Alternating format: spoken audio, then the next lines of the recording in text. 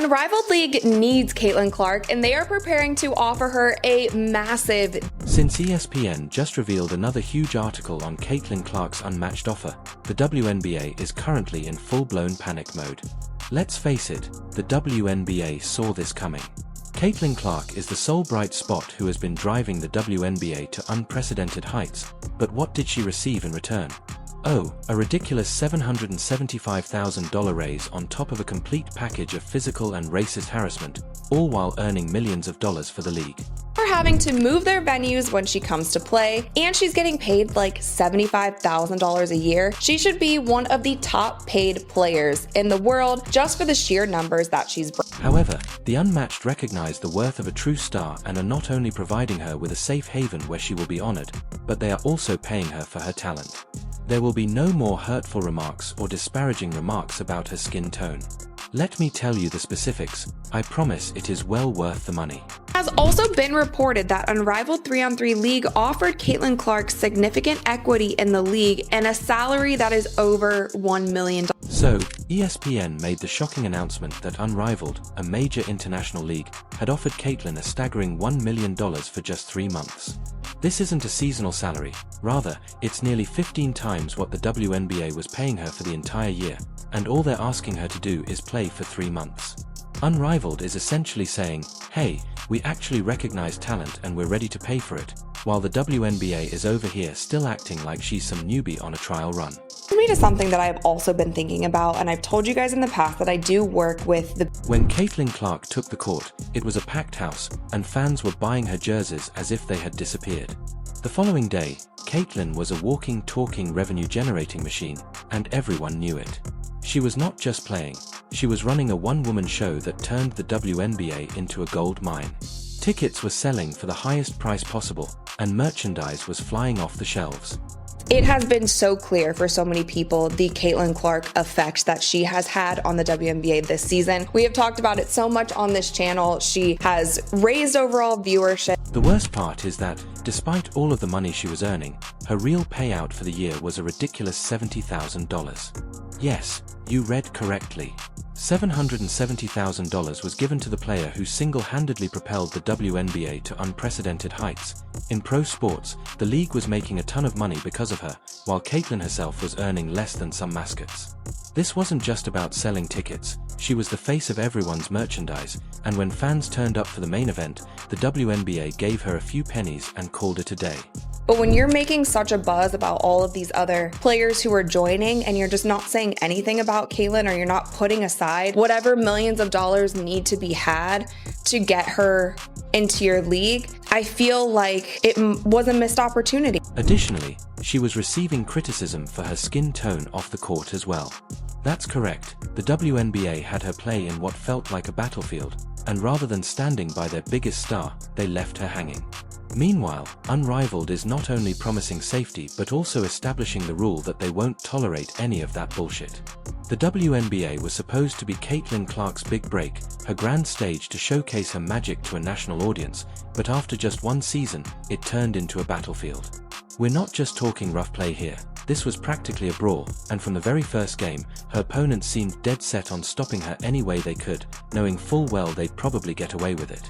Caitlin will get the supportive, bias-free environment she's never had in the WNBA without worrying about taking blows or sidestepping prejudice. The list goes on, but there have been so many players, coaches, media personality who have been so afraid to just admit the fact that Caitlin Clark has been the sole reason for so many of these things happening this season in the WNBA. Let's talk about the incident that everyone remembers. Angel Reese, yes, that Angel Reese went straight for Caitlin's head during one of the season's most heated games. We're talking about it without any subtlety or holding back. The crowd, commentators, and cameras all witnessed it, but the referees went completely blind. There was no foul, no whistle, and Caitlin had to just shake it off and continue playing even though she was obviously stunned. You seen it? Ain't nobody go for a ball like this and then their hand go down like this. You go to block the ball, you would think she would do this or the poking out like this. How are you going to go for the ball like this and then have your hand come down and hit it right in the eye? Intentional. Then came the playoff nightmare, which drove supporters insane. Once more, the referees simply shrugged, found no infraction, and acted as though Caitlyn was an invisible athlete who didn't require any protection after she got a vicious eye poke. Not a light tap, but a strike severe enough to take her off her game and put her at risk for actual injury. They hate her because she's white, she's straight, and more importantly, she's better than everybody else. Period. End of story. After all of this, Caitlyn finally reaches her breaking point during one of those extremely stressful times, at which point she lets out her rage and slams as though they had been waiting at this moment. The referees suddenly have excellent vision and call a foul on her after the stanson. It seems that letting out her frustration on a piece of equipment was a warning sign, but her being literally smashed in the face or poked in the eye was a fine play. This wasn't an isolated incident. Rather, it became a season-long trend that fans couldn't ignore. Consider this: every time Caitlyn was knocked down, the WNBA hardly acknowledged her. It was as though she were just another player, as if she hadn't brought them record-breaking ticket sales and viewership. Caitlyn was expected to play by a single set of rules, while her opponents appeared to have unrestricted access to pursue her. However, the referees weren't the only ones who dropped the ball either. The league refused to even mention it after that playoff eye injury that clearly impaired her vision. Did they release a statement or express any concern? Nope, everything went as usual. Keep quiet and hope she recovers and acts like nothing happened. But it will be interesting to see how well this league does, how much these women get paid, if there are any significant injuries. And that's where Unrivaled comes in. They've been paying attention to what Caitlyn has been through, and they're making it clear that they don't mess around with player safety. They have a completely different approach, with actual rules that protect players instead of letting them get beat up with no consequences. If a player gets hurt, they don't just send in a trainer. If it's serious, they have real proactive medical support on standby, ready to go the minute anything happens. We're talking about immediate, top-level care, not a haphazard attempt to bandage them and wish them luck. Average WNBA viewership, okay, game, 7,300 in attendance, okay? The average Angel Reese game is 10,100, 10,200, they come to watch her. You know what the average attendance is when Caitlin Clark plays home or the road? What? 15,300, Wow. okay? But Unmatched is considering what occurs following an injury, which is most likely a novel idea for the WNBA. They are providing players with full-on post-injury support instead of forcing them back onto the court as soon as they can stand. They monitor recovery, provide treatment, and actually make sure they're ready to play safely. Unrivaled isn't just about taping them up and telling them to go for it. They want players to feel fully prepared, strong, and confident before they even consider getting back in the game. Caitlyn could hardly get an ice pack from them after she took hit after hit.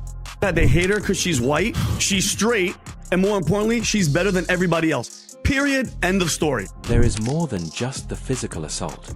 In her first season, Caitlyn was drawing an average of 15,000 fans per game, which is not only impressive but also record-breaking when compared to the league's average of 7,300 fans per game the previous season. It's evident that Caitlyn was above and beyond. Those 15,000 fans weren't just sitting quietly. They were loud, devoted, and all in. They came to cheer, chant, and wave signs bearing her name, and they didn't leave empty-handed either. Fans were purchasing her jerseys more quickly than stores could replenish their inventory, snatching up every piece of Caitlyn merchandise they could find. While Caitlyn was setting records, Angel and Alyssa had a different perspective. Rather than recognizing the enormous boost Caitlyn was giving the league, they made accusations against the new diverse wave of fans she was bringing, calling them racist. Yes, some of the league's own players were accusing Caitlyn's fans of bigotry. It wasn't about Caitlyn's skill or her game-changing influence on the league. Rather, it was about portraying her fans as outsiders who didn't belong. The Unrivaled is the league where players are praised for their talent, so the offer is going to cause serious panic in the WNBA.